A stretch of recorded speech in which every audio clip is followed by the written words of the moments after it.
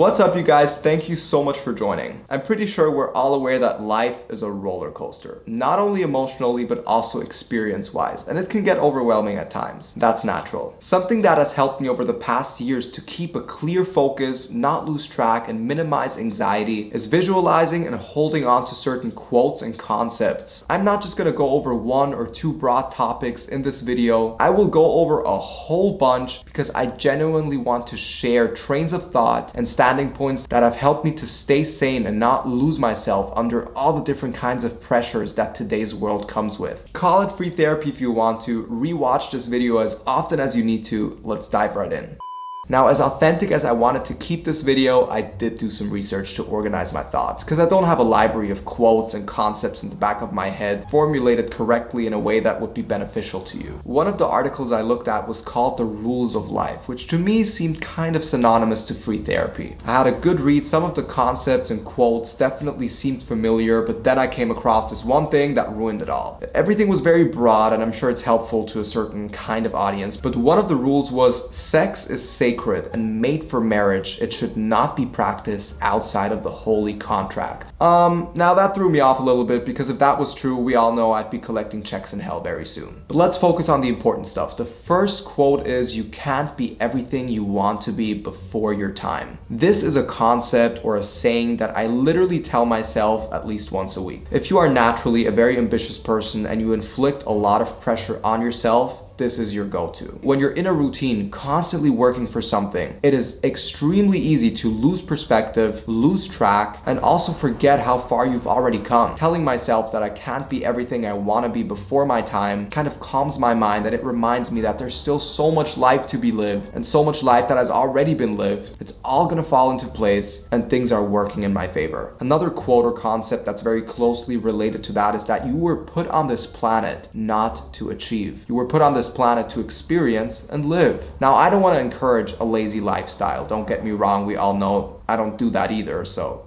no. But in the competitive and extremely capitalistic environment of today's world, it is easy to doubt your self-worth if you're not overachieving or 10 steps ahead of everyone else. At least I feel this way. I doubt myself every day. As silly as it sounds, once in a while I do forget that life comes with no expectations or rules. There is no right way to live life. There are so many people who live a simple life, like on a farm or something, and they live life just as good as the top 10 in the Forbes magazine. I think you get what I'm saying. The next great quote is, if you are serious about changing your life, you will find a way. If you're not serious, you will find excuses. It's as simple as that. And that can be applied to, let's say, going to the gym. That can be applied to work. Doesn't matter if you're a freelancer, if you've always dreamed of that side hustle, but you're always finding excuses not to start because you're tired or whatever. The moment you start making excuses, you know it's not a priority. It's all talk and no doing. So either do it or don't. Another great rule I love to live by is always say less than necessary. Just get it done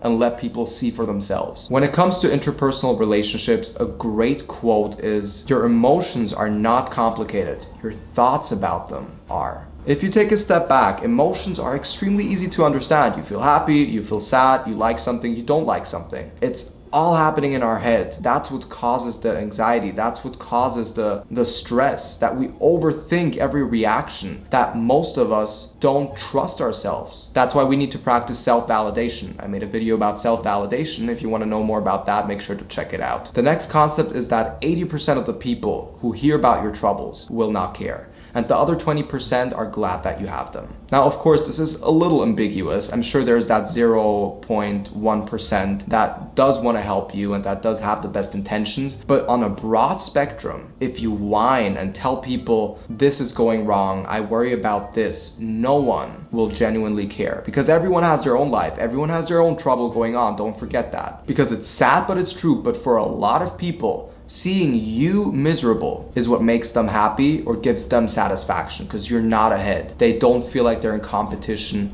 with you. Because the moment you express trouble, and it's not because people are genuinely after you and want to harm you, I mean, some people do, but not the majority. But the majority of people see that when you express trouble or struggle, you show weakness. And that's what makes them feel stronger and superior. Which perfectly leads me to my next quote. People create patterns out of toleration. People will treat you the way you let them treat you. This quote or concept goes perfectly with the theme of boundaries. I created a whole video about boundaries, how to set them, and why they are so important. Please make sure to check that out if you think you need a little tutoring in that field. And linking the complexity of interpersonal relationships with ambition. I know I've said it before and I will never stop saying it probably. I am naturally very ambitious. I set a lot of goals. I don't reach all of them because some of them, I put things into perspective and I actually don't want to go there. You get the point. But a quote that has helped me to not make me feel like I'm making a fool out of myself every time I put myself out there and strive for something larger than the average person in any kind of field. This is not just career oriented. I tell myself that if people are not laughing at your goals are not big enough. And that makes me feel kind of good because I came from an environment. Luckily, I'm not in that environment anymore, but I came from an environment that gave me almost nothing but discouragement. Almost everything I dreamed of was laughed at. That's why I was also afraid to really verbalize it and talk to people about it because no one was genuinely supportive. Now, I don't blame people for that.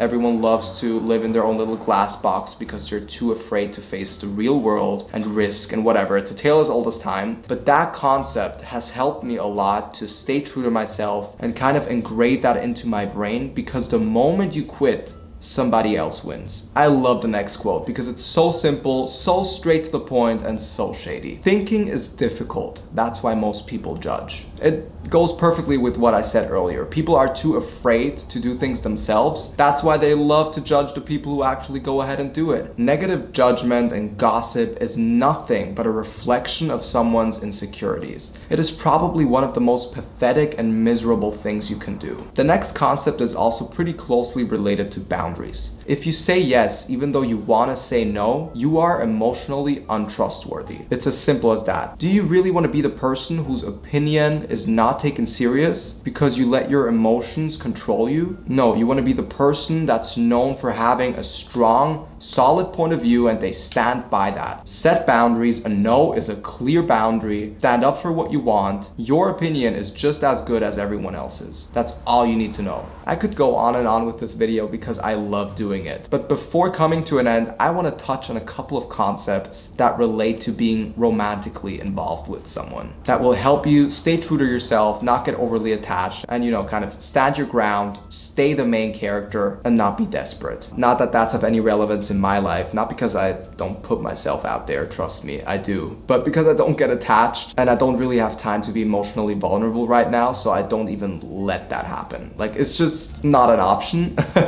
So let's start from square one. Tell yourself that a crush is just a lack of information. And it's honestly comical because when I heard this quote for the very first time, I looked back at crushes that I've had, not that there were so many, but the few that I've had, they went away almost as quickly as they appeared. Because the more I find out about a person, the more difficult the whole game becomes. I am gonna say it, I have pretty high standards and there are a lot of boxes that need to be ticked for me to even take you serious or consider you as crush worthy, if that makes sense. So for me, it really has been this way a couple of times, that the more I find out, the less interested I'm becoming. Last but not least, but what you're attracted to when you're broken is usually what disgusts you when you're healed. Also, looking back at my past, this is extremely relevant. When engaging with a person in a certain way and then it stops and then some stuff happens and you look back, you're usually disgusted unless it was a great life lesson and you genuinely got along. You get the point. There are exceptions to the rule always. But overall, this is pretty accurate and it's pretty funny.